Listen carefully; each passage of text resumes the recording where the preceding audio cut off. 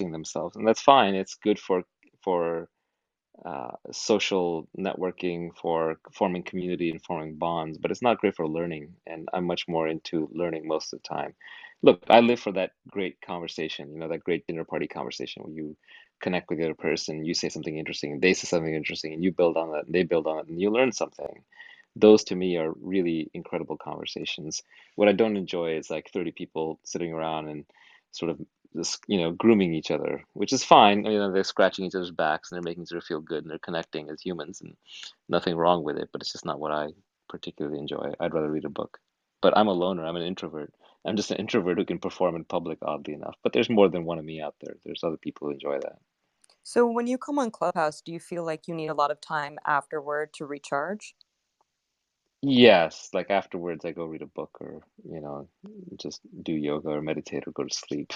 Like this is well, look, there's a classic definition of extrovert and introvert, right? Which everyone's used to. Extroverts being people who gain their energy in public, and introverts being people who spend their energy in public and regain it in private. And I don't know what the correct actual delineation is, but that one strikes me as incorrect and too shallow because I'm definitely an introvert under some circumstances, but I'm also an extreme extrovert in other circumstances. So, and I know other people like that. So I think I can gain energy in the correct environment. Maybe it just comes down to play. Anything you're having fun in is not exhausting. Anything you are not having fun in is suffering, right? Look at all the people who go to work and work hard all day and they hate it and they come back and they're exhausted, but yet they can jump into a video game and immerse themselves into a video game. And on an objective basis, a difficult video game is just as much work as quote unquote real work, but yet it's not exhausting because there's no suffering in the video game. The stakes are low. You don't feel stressed about how things are going to go. You don't feel, you don't care much about the outcome. So you can let go. And when you let go and you don't care about the outcome, you don't suffer as much. So I think the extrovert introvert delineation is probably too shallow. It's too neat. It's like Myers-Briggs, there's 16 kinds of people, or astrology, there's 12 kinds of horoscopes. It just doesn't begin to capture the combinatorics of human DNA. There's 7 billion people on the earth. You'll never find any two who are vaguely similar. You won't be able to substitute anybody for anybody. So in that sense, yes, everyone is a unique snowflake, much more than a snowflake, actually. More like the most intricate jewel ever designed through DNA, which is actually, technically speaking, a crystal because it doesn't actually break down as it transfers through generations. It survives pure and replicates purely. So DNA is kind of a crystal, an analogy. And Anyway, so I don't buy the extrovert introvert thing. I just think in environments where you are not suffering, where you're enjoying yourself, you will maintain or gain energy. And environments where you are not enjoying yourself, where the stakes are too high, you're too self-obsessed, you care too much about the outcome, and there's too much stress, and there are too many unknowns, then you will lose energy. And I think a person can gain or lose energy both in an extroverted and an introverted mode. What environment do you feel like brings out the extrovert in you, Naval? I just have to, for me, I have to get bored of being an introvert because I do that a lot all day, and I just have to have someone interesting to talk to. As long as the conversation is interesting, it'll persist. And sometimes people are interesting just by the nature of who they are, sometimes by the nature of the questions they ask, sometimes by the nature of the answers they give and the thoughts they have. Like floating around the audience. Like Bram Cohen's in here, super interesting guy, very, very brilliant. I can take him in small doses because he's too smart Oh my sometimes. God. He's a very cerebral character, but he doesn't talk much. But when he does, he has something interesting to say. So people like that, really juice me up. Recently, I've been getting a lot back into physics, which was my childhood obsession, but I never really pursued it all the way. So I've done a few clubhouse with Brett Hall, who you might have run across, and he's a teacher of physics and also a popularizer of it. And I found him through his podcast, which was explaining David Deutsch's work in quantum mechanics and his writings from the beginning, a book called The Beginning of Infinity that I really love. And so I really enjoy talking to Brett because every time I talk to him, I learn something. He's very articulate, very smart, very clever, and he's a true clear thinker, right? And a clear thinker to me is someone who gets their feedback from reality instead of society. Like too many people just listen to other people. Like their opinion of what is wrong and what is right is forged by what other people think, and that's just consensus opinion. That's groupthink. That's everywhere. I don't need someone to tell me that. I can open a newspaper or the digital equivalent of a newspaper. But there's a smaller number of people who I think are truly independent thinkers, and they take their feedback either from nature or from free markets, which I group together under the bundle of reality. And so they will have, answers that are sometimes wrong, but they'll always have a unique point of view, internally consistent, and they'll seem quirky from afar, but up close they're brilliant. So I really enjoy talking to those people when they're around a clubhouse or wherever else. Naval, what are you currently reading and what are your favorite podcasts? Um, Currently reading, I'd have to pull open my Kindle, so you have to give me a sec. Hopefully this will work in the background.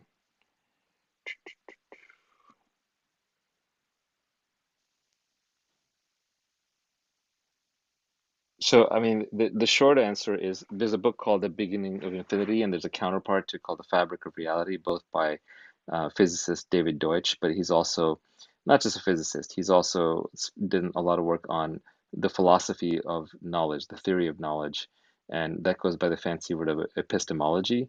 So I've been reading and rereading his books and trying to learn more about them because I think he's brilliant and has some really amazing insights.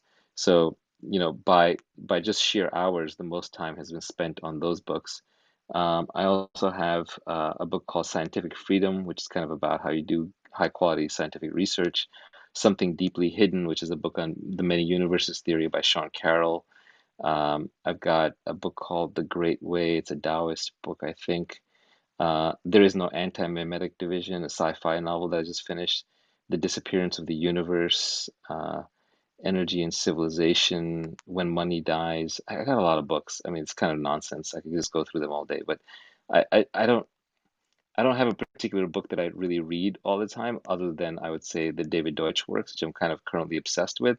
But I've got dozens of other books that I'm reading. It's almost not useful for me to go through them because what will happen is someone in the audience will be like, "Oh, I should read the same books Naval is reading," and they go read them, and then they'll end up on some Naval recommended list. But the reality is 80% of them are not very good, and there's only a few that I could actually unequivocally recommend. So I would unequivocally recommend David Deutsch's books.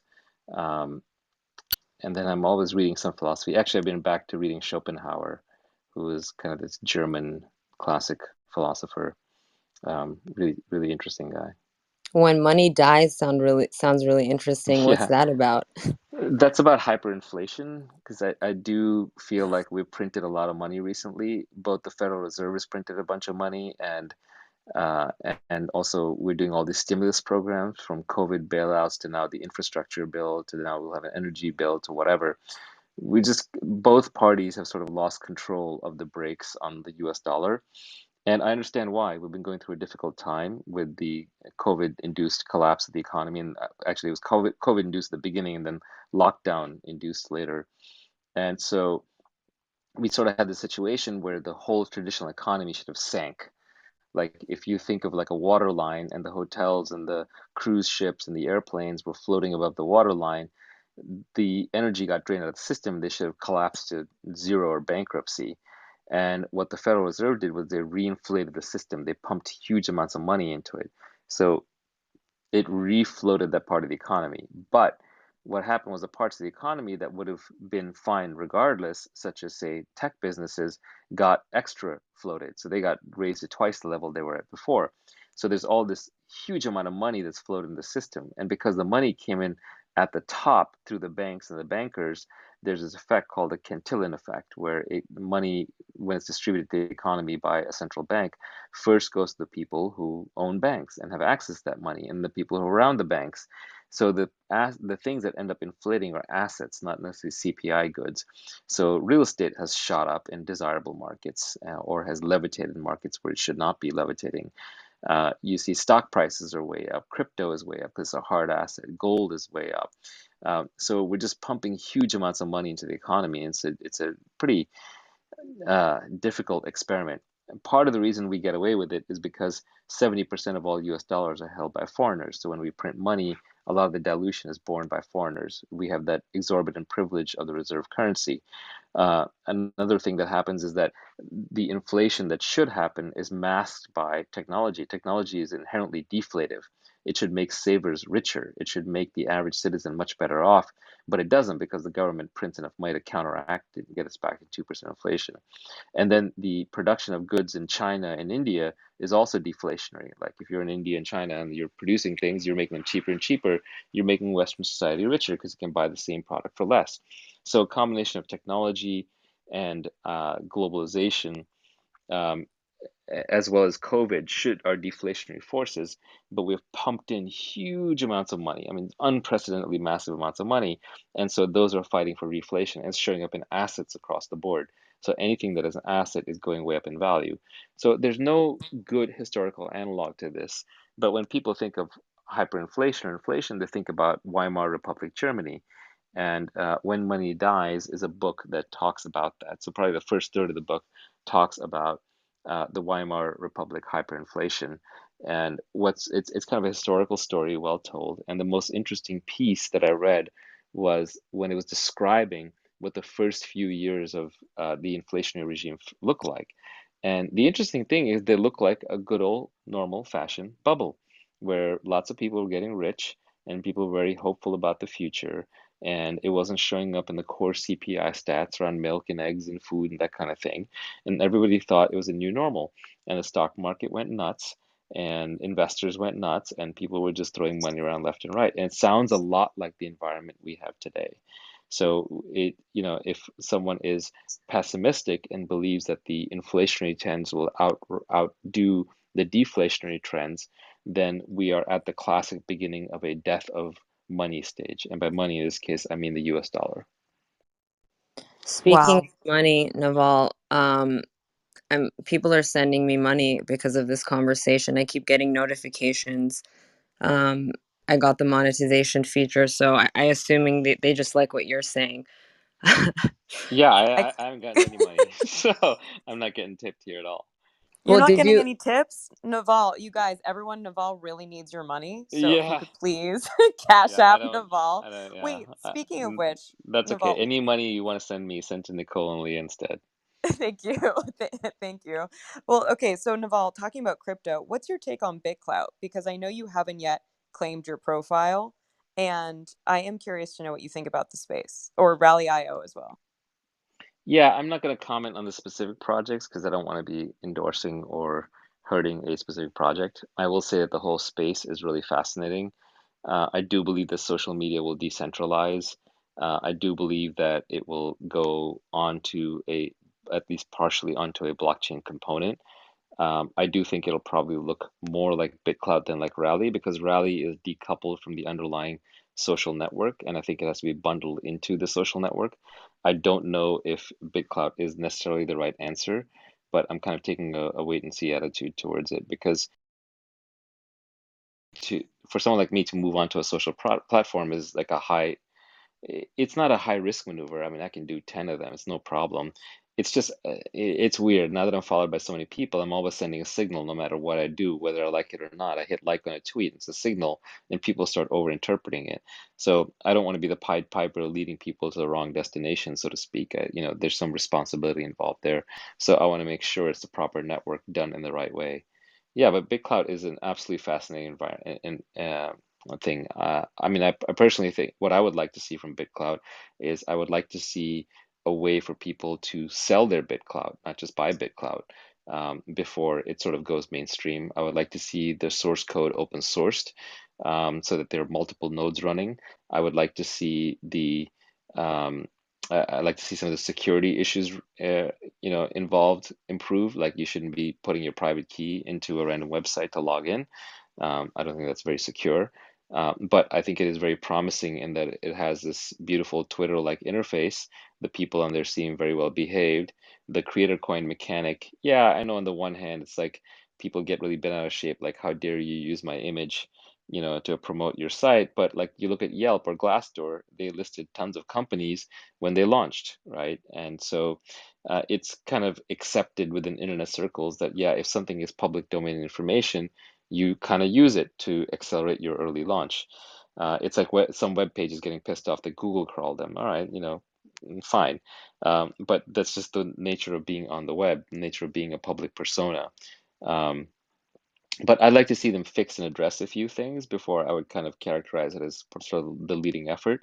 But it is very promising. There are parts of it that are well done, and I think there are a bunch more coming. So the most interesting thing about something like a BitCloud, assuming they open source the code, when I look at these decentralized social networks, I think there's four things that they do that uh, um, the centralized social networks don't do. First, they're permanent. You can't really be banned from them. You might be banned from bitcloud.com, but you're not going to be banned from the BitCloud blockchain. Hopefully, over time, when they're open source, somebody else will create a new client and you can pop up on that. So the blockchain itself is immutable. You can't be removed from it. The second is that payments are built in. So money is a native part of the whole system. You don't need Stripe's or Visa or PayPal's permission to do transactions, and you can do microtransactions, macrotransactions, do weird stuff like buying and selling creator coins. Uh, then there's peer governance. When done right on decentralized social networks, the network itself is the governor. People vote with their coin, and so you don't have Mark Zuckerberg or Jack Dorsey in charge. The most interesting piece, though, the most interesting piece is that they're permissionlessly programmable. So anyone can come in and take the code and extend it, program to it, write to it, read from it. And because the user data is secured by private keys and each user is responsible for securing their own data, you don't have the same issue that Facebook would if they opened up, where Facebook can't give everyone access to their database because then a bunch of spammers will come in and take over. But uh, yeah, someone building a decentralized social network like BitCloud can. So I think the most interesting things will start happening when they sort of open up their code and other people start programming around it. Whoever wins in the decentralized social network space, whatever that blockchain is, will not only create something like a better Twitter, it will also create an Instagram. It will also create, a TikTok, and it might create a Clubhouse. So at what point do you think that they'll create an off-ramp for your Bitcoin? Because right now there's no way to get your Bitcoin off. And I've heard of BitSwap, but I'm not entirely sure how that works yet or if it actually does work in correlation with Bitcoin. But I mean, I just got even a message from a friend that said Anonymous bought $30,000 worth of her coin. And it's interesting because it makes me want to know so much more about blockchain and about who these people are that are randomly investing in coin that they actually can't capitalize on. There's no way to get your Bitcoin back right now. It's just a piggy bank without a slit. Yeah, they're speculating. They're speculating there'll be some off-ramp. I think the team should build an off-ramp ASAP. I do believe that that is the biggest missing component to their Yeah. legitimacy. Yeah, I transferred so many of my Bitcoin over.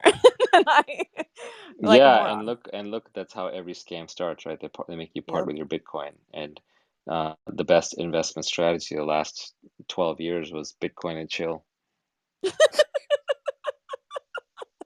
So That's funny. hilarious. Yeah, I was in a BitClout room and this is maybe a week ago, and I was just talking about how I'm going to be shooting my first stand-up special, and 15 people purchased my BitClout. And so the real time investment was mind-blowing to me because that's not really how the world works in this moment, but in the decentralized community it does. Well, but right now, there's no promise that a holder of your BitClout gets something special for holding BitClout, right? So over time, Right. what you'd have to do is you have to cut them in a piece of your ad revenues, or to give them like a special newsletter or special stand-up or special access, right? So hopefully over time, the value of anything, any coin associated with you would be realized through special privileges available through that coin, right? And I think people, this is kind of the beauty of NFTs. I think people are going to get really creative about what they can do. So, as an example, like let's say that your NFT is your creator coin, right? And people hold a certain amount of your creator coin. Well, what if you were to create like, uh, you know, 10 different NFTs? I don't know what they are, images, trading cards, whatever. And then anyone who has like at least three gets like access, backstage pass to your next comedy special. Anyone who has like 10 gets to go to like a dinner with you and 10 other people. You'd have to vet them, of course, right? Yeah. Maybe every time your coin hits a certain, amount in price, then you release a new special. I think people are just going to come up with new stuff and they're going to program it all in. There's going to be all kinds of wacky experimentation going in space. But for the first time, the relationship between the artists and their fans is programmable, right? The relationship is testable. So where we started was at first you had no relationship. You put out an album and they bought that in Tower Records. And then on a streaming platform, they can follow you and they can be fans. So that's a new relationship. And then the next level is they can buy your creator coin, they can buy your NFT. But I think these are just scratching the surface. I think people are going to start programming these relationships in a very, very, very extensive way, where you will literally be able to take your 1,000 true fans and segment them down to that person wants conversational access, this person wants art, this person just wants the joy of being able to say that they were first, this person wants to collect three in a row and make some kind of a stacked set of trading cards that unlocks something else. This person just wants to sponsor me so that their company's name is next to me when as a soft advertisement. So I just think there's a lot of open space to be explored here. In some sense, buying someone's NFT might just be the new ad form, right? Like if Toyota buys your NFT and then you put Toyota next to your name, or if they're the biggest holder of your creator coin, then they're brand associated with you. So I think NFT brings programmability to this fan and creator relationship, and we're going to see how people program that and experiment with that. And at some point, something in there will work, and it'll be weird and unusual, and we're all going to look back at it and say, "Yeah, how could it have been any other way? Obviously, that's how it was going to work." But we're not there yet. And when can we expect a Naval NFT? I kind of don't believe in the concept, honestly. Like this, Really? so well, in the sense that like I don't buy any NFTs myself. I think they're great. People should do them. I'm not taking anything away from them, but like I'm not I don't have that collector gene. So to me, they're very academic, and I would never sell anything that I wouldn't buy. Mm. So kind of just violates first principles. Yeah, I've heard you say that. Have you always been a night owl, Naval? Yeah, I've always been an idol. Same. Do you feel like you're more creative and smarter at nights, or you just like staying up when no one else is awake? Yeah, that's when you get your privacy, right? I think exceptional people are built in solitude, and I just enjoy my time reading, meditating, doing yoga, um, just just catching up on work. It's easiest when everybody else has gone to bed. No one's gonna bother you. I know Yeah, some that's people do when they wake up really early, the so-called larks versus the owls, and I envy them because it's nice to have sunlight. But actually, when I'm up and the day is up and the sun is out, I just want to get outside. It's just too nice. yeah, I feel the same exact way. I want to ask you about happiness because I know so many people are suffering with that. I think I once was it you? I heard you say that you like tried antidepressants for a little bit and then you got off, but you weren't depressed, right? Well, I was going through a period. It's a long, long time ago now. I gotta stretch back in memory. I was going through a temporary period. I knew it was temporary. I knew it wouldn't last. And I just read that book. I think it was called Stumbling into Happiness, or maybe I read The Happiness Hypothesis. I think it was The Happiness Hypothesis. And the Happiness Hypothesis basically said there are only three proven ways to kind of be happy. And I forget exactly what all of them were. I think one of them was cognitive behavioral therapy. Another one it said was antidepressants and pharmacological substances, and I actually forget what his third point was. Honestly, I didn't think they were very good. At the time, I thought they were good. Now, in hindsight, I don't think those were what I follow. But I was curious, so I said, okay, let me try this. So I took an antidepressant for 6 weeks. It was one that takes 6 weeks to have effect, and I noticed at the end of 6 weeks that it turned me from a slight pessimist, which is where I was naturally at the time, to a slight optimist. And I was like, wow, this actually works. But then I stopped. Did you actually feel very depressed when you were younger? I would say I didn't grow up happy. I was a pretty unhappy person. but kind of for all the wrong reasons. One is I just didn't value happiness. I had other things that were way more important to me. So Like, it just, well, like any desire will cloud your happiness, right? Think of happiness as your natural state. It's like the sun shining, but any single desire is a cloud covering that sun. And most of us have many, many desires. So those clouds cover the sun, in many cases, completely block it out. And sometimes you have so many unresolved desires and issues and anxieties that they just completely blot out the sun, and it does it for years at a time. Then you lose track of why you're doing it. So I don't think one should necessarily give up on their desires. You're a biological creature walking this earth. You're going to have some desires, have some fun along the way. But just if you realize that your desires are what blot out the sun, then you just want to be very, very careful which ones you have. And if it seems dark and gloomy, it's because you have too many desires running at this moment in time. So it's more just kind of an observation, and it's not to say that I don't. And I would. It's rare for me to be to be unhappy these days, and it's I would have to stretch far back into memory to find the last time I was genuinely unhappy. But at the same time, it's not like I'm happy most of the time. That's not a sustainable state either. What I more go for is calm and peace, because peace, can be converted to happiness at any time. I think I said this before, but I think peace is happiness at rest, and happiness is peace in motion. So if you are living a very peaceful and calm life, but then you engage in activity, you will naturally find that that activity is happy. Although if you set out to be happy, you won't get there. It's kind of one of the ironies of the loaded word called happiness. But I think peace is the real deal, and I definitely think you can find it, and you can find it just by observing when you are and you aren't at peace. But the most important thing is you have to value it.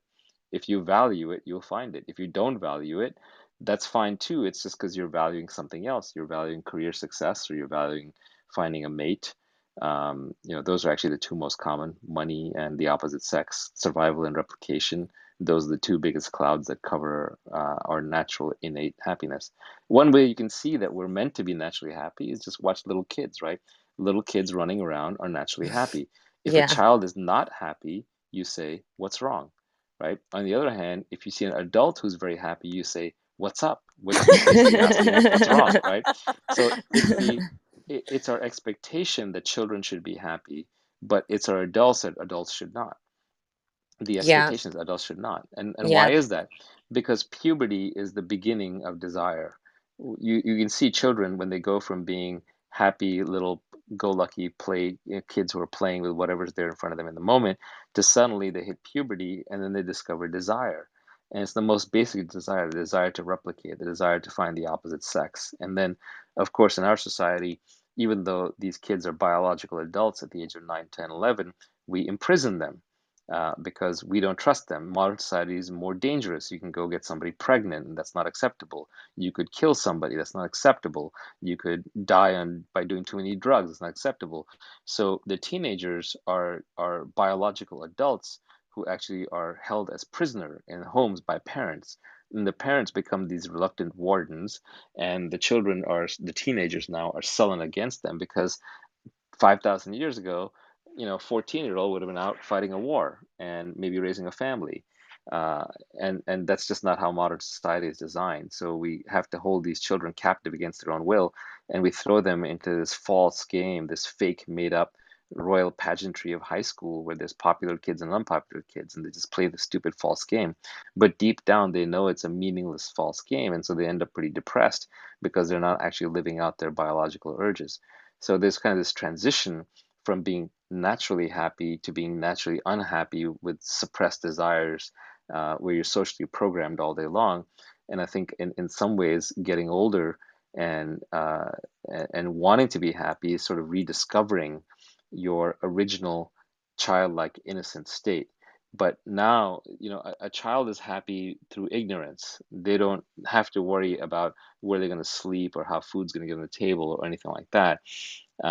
And a middle-aged person is kind of unhappy because they know too much. They're like, shit, I got to work for everything. I got to make everything work, or it's going to fall through the cracks. And, and I have no safety net. I am the safety net. And then an older person who's closer to death goes back to being happy like a child, but they do it through wisdom because they realize actually it doesn't matter. I'm just going to die anyway at the end, and this all goes to zero. So all of these treasures that I was accumulating, whether they were mental or emotional or physical, they're all going to disappear anyway. So I think Right. that wisdom is a return to innocence, but by way of knowledge rather than through ignorance. Have you tweeted that yet, Naval? Because I think it's time if you haven't. Well, the problem with Twitter is like everything is out of context, right? So you get attacked over everything, which is why I like Clubhouse better sometimes. And in Oh fact, my the only God. time I get attacked because of Clubhouse when someone take excerpts something unfairly and then tweets it, and then somebody else attacks it as being Well, stupid. Twitter's That's ex the biggest loser move ever, by the way. But I wanted to ask you, going back to finding a mate, did you did you find that getting married made you significantly happier? I've always been in, committed relationships as far as I can remember. That's just kind of how I'm hardwired. Um, did getting married make me significantly happier? I, I think like when you're a single person, you just waste an enormous amount of time. And you're always like hanging out in environments that you normally wouldn't choose, like certain parties or certain dinners or maybe even social institutions. You do a lot of things to just meet the opposite sex in kind of a sublimated sex drive, and you don't really acknowledge that's what you're doing. Whereas when you get married, like all that time frees up, right? Like you can literally free up 5 hours a day as a young male by being married. On the other hand, marriage itself takes effort, and having children takes a lot of effort. So it's not like you get that free time to just be yourself. You have to actually go do something. I mean, you have new responsibilities that take that over. I think, look, marriage is a vehicle ultimately for having children, right? So I know there are people who kind of get married and don't plan on having kids, but I would question whether marriage is the best route, because no matter who you're with, they could be the most interesting, attractive, perfect person in the world. You're going to get bored of them after a decade. It's just human nature, especially if you follow this Disney romantic philosophy of you have to get everything out of one person. That just doesn't exist. We have multiple friends, right, for our intellectual endeavors. So I think that uh, ultimately the point of marriage, at least the biological point of marriage and the historical point of marriage, is to have children. And what is the point of children? Well, you're here because you're children, so it's a self-fulfilling tautology. But also, I think children give you the unique opportunity to genuinely love something more than you love yourself. And I think that is really important for being happy, because the moment you love something more than you love yourself, you're no longer self-obsessed. You're no longer thinking about yourself all the time. And the source of misery is thinking about yourself all the time. It's being overly, involved with self. Like people who are depressed, they shoot themselves in the head, because that's the thing that won't shut up. A depressed person's mind is talking to them too much, not too little. It's a Zen monk whose mind is relatively blank, and so it you have to find something bigger than you in life eventually. And if you don't, you'll blow yourself up. Maybe not physically and literally, but probably mentally. And so that could be children, that could be God, that could be a cause, that could be some personal spirituality, that could be some movement, it could be some circle, it could just be the 20 cats that live in your apartment and you love them to death. But whatever the heck it is, you got to love something more than you love yourself, because if you don't, you'll blow your brains out. That's so true. My most miserable friends are always thinking about themselves, and the world revolves around them. Um, and and then you also find that people who dedicate their life to service are are not depressed at all. Like you'll never see someone working in a soup kitchen, Yeah. serving homeless people. I want to be very careful here, though, because I do know people who are very hedonistic and very happy. Hmm. And I do know people who are like committed themselves to feel good, look good service and are very unhappy. So it's not quite perfect that way, right? Like it's not the case that the person in the soup kitchen is automatically going to be happy. I would say if the person who's in the soup kitchen working there to help people, they genuinely, deeply want to help people. They're not Oh, there for right. the social credit. They're not there to be seen. They're not there to be happy. They're not there that somebody will notice, oh my God, you're making a sacrifice in the soup kitchen. You're so good. Then I think they have a shot. But I think the person in the soup kitchen who's hoping that they will be seen and stand out, they're needing validation from the outside and they're trying to fulfill that through working the soup kitchen, they're going to be miserable. The same way, someone who may be self-obsessed and hedonistic, but they kind of don't have expectations out of society sort of approving of what they're doing, that person is free and may actually end up very happy. So I think we have to be very, very careful anytime that our notions of what is good for the individual line up with what is good for society. If you see like, oh, that person's behavior is good for society, usually it's actually bad for that individual. In fact, the whole point of social programming is to say to somebody, hey, I know you want to do X, but you got to do Y because X is selfish and Y is good for society. But anytime you see that something lines up very neatly where something looks like it's good for the individual and good for society, it's probably not true. Wow. Are you familiar with Johan Hari? No, I don't know who that is. Um, he was actually on Rogan, I think once or twice, but he talks about this too, and he made that exact distinction where if you're doing something and there is intrinsic motivation, uh, you're you're likely to be happier than if there's extrinsic motivation, meaning you're doing it to please society for approval, things like that. So yeah, I didn't make that distinction, and it's a very important one. So, Naval, what kind of meditation do you practice? I just sit there with my eyes closed and back straight and try to do it for an hour a day, but these days I've been doing more 40 or 50 minutes per day. So, It's do you have a, it's yeah, it's oh, a it's, no effort thing. You just kind of let your mm. mind do whatever it's going to do. You don't push it in either direction. You don't push it to be more thoughtful or more quiet. You don't pursue thoughts, but you don't shut them down either. You're kind of just hanging out. Do you have a special space that you go to? No, I mean, I have a room, but it's not like some holy room with incense and There's no actually that's shrine? well, I'm in that room right now and it's all candle lit and fireplace lit, but that's just because I like the lighting. There's no magic to it. There's no ooh magic to it. Look, if meditation is real, uh, if it is real, uh, it should be doable by anybody anywhere because it's literally the art of doing nothing. Any creature can do nothing. It's like the most basic thing, just do nothing. And anyone should be able to do it and should be able to do it in any place at any time. If you need a special mandala or a special cushion or a special sarong or that's not real. That's just human man-made usual bullshit. Um, if something is truly universal, then it is available to all human beings at all times in all places. Yeah, I heard you say multiple times that you could do it in like a doctor's office or anywhere as long as you're not like consuming information or anything like that. And that really Yeah, helped it me. has to be a quiet, yeah, it has to be a quiet place. And I think you want your back straight so you don't fall asleep. That's just purely practical. But you can do it in an Uber, you can do it in a subway train.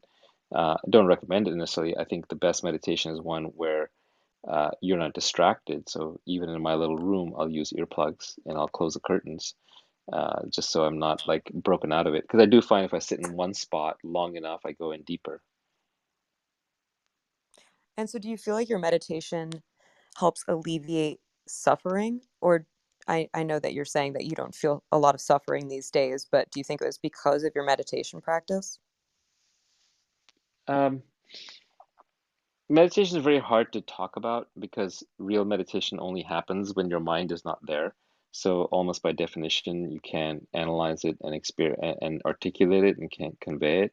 So, it's like sex. Like if you want to know what it's like, you got to do it. There's just no way around it. Oh There's my there's God. no amount of yeah, there's no amount of description I can give you that will come close to the real deal. So you just have to do it. But uh, I can try and sell it to you, and I think it's worth trying to sell to people because I did find it useful, and I think there are other people who find it useful. The way I would sell it to you is I would say like there is your physical body, your actual physical body, that you exercise and you take care of it through diet, nutrition, and working out. And there is your mental body, which is your brain, and you take care of that by, stuffing it with knowledge, and maybe you hurt it by stuffing it with drugs or alcohol. And then there is your spiritual body. And I would define your spiritual body as just whatever remains when you remove your physical and your mental. So it's just it's defined by negation, not by addition. And there is something there, like for example, the raw consciousness, the raw awareness that you have, where of just all events happening to you at all times, that observer, that is not really physical. It's been the same since the day you were born, and it's not really mental in that you don't feel the same, like thoughts arise and fall within that awareness. And so that thing is kind of like the spiritual body. Now, how do you take care of the spiritual body? We know how to take care of the physical body, the mental body, but how do you take care of the spiritual body? Well, the physical body in modern times needs more movement than it gets. Modern times, we're pretty lazy, we're privileged, we have a lot of automation mechanism at our disposal. So we are the physical body is understimulated. So go exercise, go stimulate it. The stomach is overstimulated. We eat too much, we drink too much. So you fast to take care of that. The mental body is probably overstimulated with junk food and understimulated with healthy food. So you probably need to consume, less social media and maybe more podcasts or maybe more books. Well, what do you do for the spiritual body? The spiritual body is completely covered up. You lost touch with it because modern society is so full of choices and distractions that we're just always amusing ourselves. We're amusing ourselves to death, as I forget, was it David Foster Wallace who said that? So you want to give that a chance to emerge. And right now, I would argue that most people are spiritually obese. And I mean like 300-pound obese. I don't mean like 180-pound obese. And that means that their true self, which they've lost connection with their subconscious, is buried under layers and layers of non-inspection. Every time you walk through life, all day long, things are happening and you're interpreting them. And some you're interpreting as positive, and many you're interpreting as negative. Someone said something that stung you, or you lost money in a transaction, or some deal fell through, or you didn't you're gaining weight, feel good about it. Whatever the heck it is, all these things are accumulating in your mind. And you're so busy as a creature because you're drowning yourself in socialization. Uh, so you've lost track of all the problems that you have. And there's a few problems that are top of mind, whatever the most important problem today is running through your head. But there's all these other problems you've lost track of that are now piled up like a big garbage pile in your brain that are just sitting there. And so you have no peace. Any moment that you solve any problem, the next one just shows up. It's been waiting for its turn. And even when you think you have no problems, there's just this persistent, non-specific anxiety that you have because of all these unresolved issues. It's like an inbox of emails or WhatsApp messages or text messages that's hundreds deep and just sitting there and you haven't read them. And so it's just creating this recurrent anxiety inside of you and you don't know where it comes from. And at the very least, meditation is a self therapy where you just sit there and you listen to yourself until you either resolve all of these issues or you get so tired of them that you flush the whole thing, select all and delete, and then you can start with a clean slate. And then you can kind of recover your spiritual body, which is just awareness. That's all it is. But awareness is kind of always peaceful. It's the mode that little children live in. They live mostly in awareness with the occasional thought, as opposed to adults who live entirely in thought with just the occasional glimpse of awareness. So I think meditation is a way of going from being spiritually obese to being spiritually fit. And it's like trying to describe to an unfit person what being fit feels like. But until you've gotten there, you won't know. So I think if you're going to do it seriously. Don't do it halfway. It's like if you've never worked out in your life and I say, wow, it's great having a lot of muscle and being fit, and then you like work out twice for like 20 minutes, twice a week, and you say, well, I didn't do anything. Well, yeah, I didn't do anything. You didn't make a serious effort. So if you're going to do it, be serious about it. Yeah, I practice creative visualization by Shakti Gawain, and I try to meditate 20 minutes in the morning and 20 minutes at night. But I feel such a difference if I do not meditate the second half of the day because it feels like a full reset for my body. And of course, it reconnects me to my spiritual practice, which feels like the utmost of importance. I'm watching right now as people are coming out of lockdown, a bunch of my friends who I would say are miserable or suffering, constantly reaching for power or status or success and unable to live in the present. And a lot of them don't meditate, which is fine. It's none of my business how they live their lives. Um, but I do find that there's a difference speaking to people of who meditates and who doesn't meditate. I feel that feels spiritually like you can sense who does and who doesn't. I don't know if that even makes sense, but I think there's this distinction that we make in society between spiritual and successful. Just like we make a distinction between smart and happy. Like if you're smart, you're supposed to signal it by not being happy, by showing how much you know about the world and all the things that can go wrong, and that's how you signal your intelligence. The same way, like we say, oh, if you're going to be spiritual, then you don't care about success. And I think all that is nonsense. I mean, you can do whatever you want. You can be spiritual and you can be successful. You can be spiritual and you can be ambitious. It's just when you are well, spiritual is a terrible word. I don't want to use it. I just want to say it's self-aware. You can absolutely go after what you want. Just be more self-aware about it, and it'll be a lot easier because you'll be explicit about what you want, and then you can put aside the things that you don't want. So you're not pursuing 10,000 things at once. You're just pursuing the thing you care about. And when you're not happy, you know why you're not happy. It's because I care about this other thing more. And I've made a contract with myself. I'm not going to be happy until I get it. And so let me just go get it. And maybe at some point you'll decide, actually, it's more important to be happy and I don't need to go get it. So I think spiritual and successful can be in one. I think happy and smart can be in one. These are false dichotomies that we put ourselves into. Naval, was it you that said you don't need mentors, you need action, something like that, some variation of that? Yeah, I think there's a lot of this thing that goes on Twitter and Clubhouse and whatever, where people are listening to so-called gurus, and maybe I'm supposed to be one of them, but I'm not, by the way. No robes, no collection plate, nothing to give you. Um, I think people are sort of waiting for someone else to transform their life.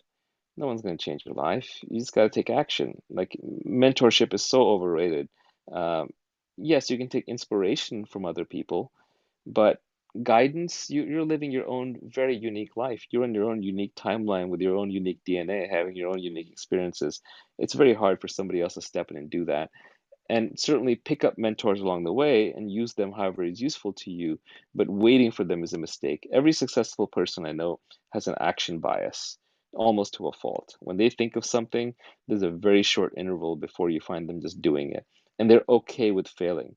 They're okay with iteration and trying over and over and over. In fact, the least successful people are the ones stuck in analysis paralysis.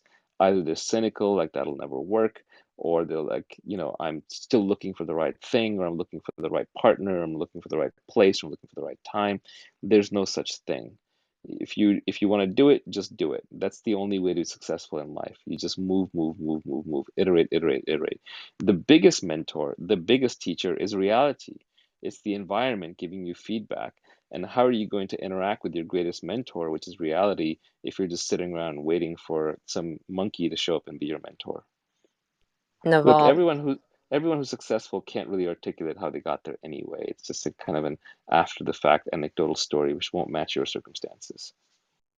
that's so true. But, yet we all still want to be around you and listen to you. But on Look, that note, I wouldn't listen to me. I wouldn't. I don't know why you're here. I wouldn't listen to me. Like I don't show up in Clubhouse, listen to some other person talk about their life and take inspiration from that. Go get it yourself. yeah, I was just gonna say, I I'm gonna meditate and then go to sleep because if I just sit here and listen to you, I'm just gonna ask you questions about things I've read or things I've heard you say. Yeah, I would I'll suggest, let by the way, doing it in the morning. I think you'll have a better chance. Because then in I'll the morning, sleep. yeah, in the Or nighttime, what'll happen if you meditate, you'll fall asleep. In the morning, in theory, you're well rested and refreshed, and you can stay awake because meditation is the art of doing nothing while you're wide awake. Because if you do nothing while you're lying at an angle, or if it's late in the evening, you'll just fall asleep, and you won't really get meditation. You'll get kind of this dreamy state where you're going in and out of dreams, which can be really fun, but it's not the same thing. yeah, will that give me the psychedelic experience that you were talking about earlier?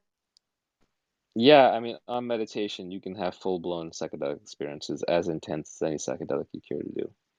Oh my God, how long do I need to do this for? I think it depends on the person. Everyone's brain chemistry is different. All I can say is like for me, after meditating for about a year to a year and a half, probably about an hour a day on average, I could induce them on demand. Oh my God, I But am so but but jealous. But actually, you shouldn't be because, like anything, it gets boring.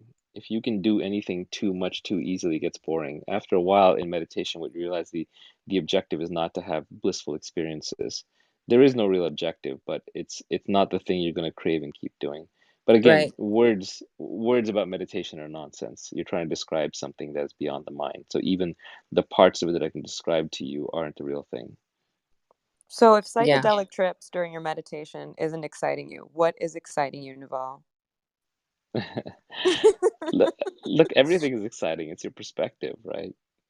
Like it's complete. Like the reality is perfectly neutral. It's just a bunch of stuff happening. Like imagine for a moment you didn't exist, and you were just watching everything around you as a movie. But you didn't exist. You were just an observer, and you were watching your friends and family and your coworkers go through this movie. You wouldn't care about anything. This is all just lights and sounds and colors. Interpretation, meaning is assigned by the observer.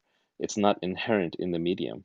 So it's up to you to make things exciting. I originally did not find life exciting. That was my fault because I had a bad philosophy about life. And then over time, I realized actually I only have this one life. So I gotta find meaning in it. I gotta find excitement in it. Otherwise, I'm just gonna go through a miserable life. And then as I started accepting that, I also started noticing, thanks to meditation and other, learnings, the inherent beauty in everything. You can watch a smoke trail come out of a cup of tea and or you can watch dust particles dancing in a sunbeam, and it's as beautiful as anything humans have ever designed. You've just lost track of it. You can ponder, the vastness of the universe or the minute microbial, gut bacteria that live inside of you in their own little civilization, and it's just completely fascinating.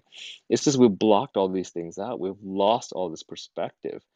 Um, so, I mean, it's your choice whether to be optimistic or pessimistic. It's your choice whether to be grateful or resentful. It's your choice whether to be truthful or dishonest. It's your choice how you want to live your life. And at some point, you just decide. Like one of my friends, Charlie Knowles, he had this great tweet where he said, at the end of the day, you have to believe that either everything is a miracle or nothing is. And that's your choice. Like, and I choose to believe everything is miraculous. Not necessarily in the sense that there's some white bearded dude in the sky who made everything up, but it is pretty freaking amazing, isn't it? When you kind of contemplate how big the universe is, how unlikely you are, how complex of a machine you are, how many things that you have around you and inside you that you just take for granted. It's mind-blowing beyond comprehension. Not all of human civilization sitting down with pencil and paper couldn't redesign even one tree or one person. So we're already blessed with so much. It's just we lose perspective. And I think most of that loss of perspective comes from being over socialized because I then you totally crave agree. stupid things like Lamborghinis and fame. Oh, that's so LA Naval. And I just want to say, I'm going to go to sleep for real this time. You are the man. You are incredible. I think that I want people like you to be famous. I want my kids I don't have kids yet, but I want my kids growing up listening to people like you. I know you're so humble and you don't think that, but growing up in LA and seeing the difference between what we grew up thinking, was I don't know. We grew up thinking like we wanted to be famous and we were playing status games, and you don't do that, and you're after what's Well, really no, important. I'm obviously playing some kind of status game or I wouldn't Oh, even be it's a here, little bit of an right? ego game. It's a Yeah, little bit it's of an obviously still there. If I really yeah, didn't I'm care, I but wouldn't be here, that's right? well, yeah, but that's a void that we all have. I mean, that I think that's just a basic human need to connect with other people. When I'm alone for long periods of time, I come on this app too. I start rooms like I totally get that, but I have to say it while I'm on this quote unquote stage. But you're the best. Thank you so much for doing this. I Thank know I'll you. see you again. I know you don't schedule interviews. I'm gonna interview you again. You're the best. Good night, Naval. Awesome. Thank you. Good night. Hello, Naval. Uh-oh, I'm cornered. I know. This is when it turns into Clubhouse After Dark. Maybe 5 minutes, Leah. Then I gotta go. Maybe less, honestly. I mean, I also would like to go to bed. I'm wondering what your thoughts are on the Dear Moon project. I have no idea what that is. Oh boy. Okay, so this Yusaku Maezawa is financing a SpaceX Starship, a private space flight going around the world. Um, it's around the world, around the moon, and he's taking 8 civilians and 2 crew members, and they're leaving in 2024. Which yeah, I have a friend who's in the applicant process right now, and he's made it through a couple of rounds, and now he's kind of waiting to hear about the next rounds. But I'm so curious to know what your thoughts are on space travel, whether you think that, oh, hilarious, I just got a payment. Thank you to whoever just sent that. That's very nice of you. Um, yeah, what your thoughts are on space travel, not just around the moon, but in going to Mars. Yeah, I think it's kind of sad as a human species that we have not yet left the planet. And I think some of that was just due to bad philosophy, as David Deutsch talks about historically, where we didn't have Enlightenment style values and innovation and scientific method and all that. It would be great if we were an interstellar species. So I completely support that. I think what Elon and teams like his are doing are fantastic. So in that sense, I support the Dear Moon project. I just wouldn't want to be the first colonist on the moon or Mars because I like air and water, right? Yes. These are staples that I'm pretty used to, and I'm kind of lazy that way. I don't view myself as a survivalist, but I think it's great that other people will do it. There'll be people who will, go out there as fans. There are people who go out there as tourists, people who go out there as survivalists, people who go there as capitalists. And it's all good because that's going to move the state of the art forward so that our children's children's children will be living in, interstellar colonies. That can't come fast enough. It's a great future. I wish I'll be around to see it, but I doubt it. You don't think that we'll be able to upload our consciousness to new bodies by then? I think the actual pace of advancement, if you look at it in medical sciences, is so disgustingly slow that I think it'll take a minor miracle to do too much. Like there are some true miracles in modern medicine, like for example, vaccines, antibiotics, dentistry, LASIK. These are like real advancements, but at the same time, like there's a whole bunch of things that we just haven't solved. We can't even figure out the basics in diet, for example. We can't agree on whether cholesterol, is a symptom or a cause, or in fact, most biomarkers are symptoms or causes. I don't think we understand the human body well at all. The fact that surgery even exists, and God bless surgeons, but the fact that like they cure your cancer by literally cutting that body part out just tells you we have a long ways to go. And there's a future society that will look back on that and say, wow, that was pretty barbaric. That was like bloodletting, but it's just all we had at the time. And then we don't have serious anti-aging research, nor do we have serious anti-aging compounds in development. There's a few companies starting to do it now, but uh, to the extent that we get any extra years, they're tacked on at the end. So, instead of living to be 80, you live to be 90. But sort of that middle phase where you actually want to live, your 20s and 30s, right? We're not getting any more of those. So I'm not that hopeful about it. Nor do I want my consciousness uploaded forever to a device. It raises all kinds of philosophical issues of first, is that really you? Second, do you really want to exist forever? Third, if they can upload my consciousness to a device, then there's nothing to stop them from replicating that consciousness and creating a million copies of me. And next thing you know, teenage kids are like torturing that consciousness for entertainment purposes, right? So there's all kinds of questions that are raised. I don't think we're anywhere close to it. I don't think the technology is even knocking on the door of that. We don't even know what consciousness is, let alone know how to upload it. Okay, so there are a couple of problems before we get there. Naval, can you start making a concentrated effort to work toward this or Well, I'm passionate about fundamental physics because I'm a failed physicist originally, and I think physics and breakthroughs in physics create entire industries and technologies that push the human race forward. So I'm going to be doing some stuff in that domain. That's kind of my retirement job, because I think that is what can actually create the greatest good for all of humanity in a very objective way that no one would, would take issue with. So that's kind of what I'm working on, but it'll take a while before I'm ready to talk about it too much. And how does it feel knowing that you sold 1,200 copies of The Beginning of Infinity in this session alone? Well, the book's been sold. I know I didn't because the book's been sold out for quite a while since I All started right. podcasting about it. Brett Hall and I did some podcasts on it, not sold out everywhere. But it's an amazing book. It's the first three chapters, though, that are on epistemology that are really worth understanding. It's not the, I would read that book like you read a mathematics textbook. Like after each page, stop and make sure you actually understand it and think through it and talk about it and sketch it or go listen to podcasts about it or debate it with your friends. Because it's a philosophy, it's a way of thinking that I think, if absorbed, will actually literally make you smarter. But those first three chapters are not an easy read, and anyone who says who got through them in a few days or even a week or a month probably haven't done it justice. So I'll have to read every page at least 25 times, is what you're saying. which is actually which is completely fine. Like when your brain hurts from reading a book, it's the equivalent of you're in the gym and you're exercising and your arms are hurting or your legs are hurting. So you just start with lighter weights and you do it over and over and over until you figure it out.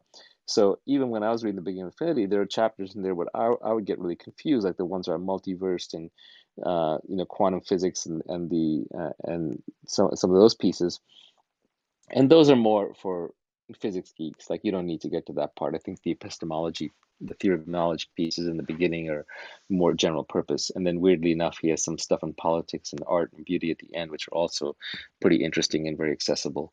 But uh, you don't have to necessarily think you're going to get it all in one pass. It's okay to read it 10 or 20 times. And this is how I encountered Brett Hall. He goes on Twitter by the name Talk Teacher, TOK Teacher. And he has this long podcast series, both on YouTube and on regular podcasts, where he goes through every single chapter in the beginning of Infinity and he explains it in a different way from his perspective. And he's very articulate and he's a very good teacher and he gives good examples. So there are other people out there that you can learn from. And then actually my current podcast is basically dedicated to the beginning of Infinity. And let us say amen. Okay, final question. Are you ready, Naval? Sure. Okay. Okay. I loved what you posted on your Instagram the other day. It was a swipe through, and this one says, work as hard as you can, even though who you work with and what you work on are more important than how hard you work. And I'm wondering if there are specific people and specific projects that you find to be more important than how hard you worked on them. Yeah, the general observation, so there's three legs of the stool to building anything. There's hard work, which is commonly acknowledged and recognized. And then there's the team, the people that you work with, and then of course is what you choose to work on. It's historically, if you go way, way back in human history, how hard you worked was probably the most important thing. Like you're cutting down a tree, whether you spend 2 hours or 4 hours or 8 hours on it, you get 2 hours or 4 hours or 8 hours worth of output in terms of logs of wood gathered. So in human history, we were very linear workers. In modern history, we're incredibly leveraged workers. So you can do something and then you create a piece of content and it gets spread over social media and it gets replicated a million times. Or you make an investment and your 1 minute of investment decision making effort is multiplied by $100,000 because that's what you've allocated. Or you create a piece of code or you ask someone to go do something else and then two people are doing what you asked them to do. So because of leverage, the impact of your decisions is far, far, far greater in modern society. But we're not evolved for this. We still think in terms of hard work, like, oh, it's going to take 10 hours a day, 15 hours a day. Well, look at Elon Musk or Warren Buffett. These guys are not working any harder than your corner grocery store owner or the person like delivering your UPS packages, but they're far more successful. So it is much more about doing the right thing. And then you also have to do it with the right people because we're very collaborative creatures. So if I had to actually order them, I would say first make sure you're doing the right thing. That's the most important. And spend whatever time it takes to develop the judgment and get the feedback and the conviction to make sure you're starting the right thing. But at the same time, don't get locked into analysis paralysis. Very often, the way to figure out the right thing is by doing the wrong thing over and over. So do lots of the wrong things, but iterate. After every time you get it wrong, stop, reflect, take feedback from nature, not from other people, because that's the wrong form of feedback. Take feedback from free markets and from nature because that's reality. Those are the representatives of reality. And then from there, iterate to the next version, the next version, the next version, keep trying. And then when you figure out the right thing to do, hopefully along the way, you also iterate with people until you find people that you're very impressed with, who are the best of what they do, that have complementary skill sets that you trust and get along with. And then you pick the right people. And then after that, you still have to work super hard. But at least now your hard work is going to be rewarded by having done the right thing. Ask any poor entrepreneur who didn't find product market fit. The most important thing was picking that initial product into the right market at the right time. Afterwards, the hard work was a given. Check that box. You've got to work hard because there's always competition. But you didn't, it wasn't the hard work that made the thing possible. So even though we all know that who you work with and what you work on and how hard you work are very important, I do create an ordering in that category. And I think what you work on is the most important, followed by who you work with. Otherwise, they'll just rip you off, or you'll lose interest, or you won't get along with them, and it'll be a disaster. And then finally, at the bottom is how hard you work. But that doesn't mean that how hard you work isn't important. It's like a stool that would be missing the third leg. The stool would fall down. I think that how hard you work has been the part I've always focused on, and I'm just starting to realize that I need the other two legs of the stool. And I just wanted Yes, to, and they're more important. They're more important. which I'm starting to realize. And I just wanted to tell you something. I think possibly the last time we spoke, no, this was maybe 2 months ago. We were talking about husbands and, and how I'm impossibly single. And you said something to me that profoundly affected me, which was that you said that until I focused on what mattered, that I wouldn't find the partner I was looking for. And Yikes, I don't remember any of this. I mean, I'm sure it's true, but I just don't remember what I say. no, So, no, no, this is, and what the thing was that I needed to hear it. And whether or not you actually sent the message you meant to send versus I heard what I needed to hear, I am so grateful to you because I just pushed so much further and harder on my work in a way that I hadn't before. And I got laser focused on it. And I just had several offers from different people to finance my first special. And I'm just very grateful to you. So, oh, that's awesome. Congratulations. Thank you. Thank you for remembering. That's fantastic. I guess yeah. that's why I get up here on these weird things because it actually helps somebody. And if it helps somebody, then I kind of feel, you know what it is? Like if you can help somebody by doing something and it takes you very little effort, then you're almost obligated to do it. You're right. You're on this earth with a very unique set of DNA, and I'm not actually doing anything. I'm just regurgitating something I read somewhere or some observation I made. It's just kind of passing through me. So if it can be useful to you and you give me feedback that it's useful to you, then I stay on. It's like on Twitter, there's always the haters who'll let you know how much they hate what you're doing. But there's also often this person who'll come up and very innocently say, "Hey, thank you. You know, something you said made a big difference." So then I'm like, okay, well, then I shouldn't stop. And so that's good. So I'm glad I was helpful. You know, other people were helpful to me. And, you know, that's just how life flows. So pay it forward, help somebody else. And I hope your special works out. I look forward to watching it. Maybe send me a Oh, ticket and yeah, I I'll was come gonna sit in the front say, row. yeah, I'm gonna invite you, of course. Oh my goodness. That'd be If you great. were there, it would be a perfect special. But yeah, Yeah. we're in talks about location right now, and one of the locations is an absolute dream. It's a theater on Broadway, which was my first dream, was to be a Broadway star. Haha. Apparently I Awesome. can't dance, Naval. Um, I have That's again Clubhouse. Nobody knows. I know if you could have 10 left feet, I would have 10 left feet. But anyway, I don't want to take more of your time. I've very much enjoyed listening Thanks and everybody who dropped in. learning. I don't know what you're all doing up at, this late at night, but that's great. Thank Fantastic. Thanks and thank everybody. thank Bye-bye. you for the feedback, Naval. Thank Good you. Good night. Good night.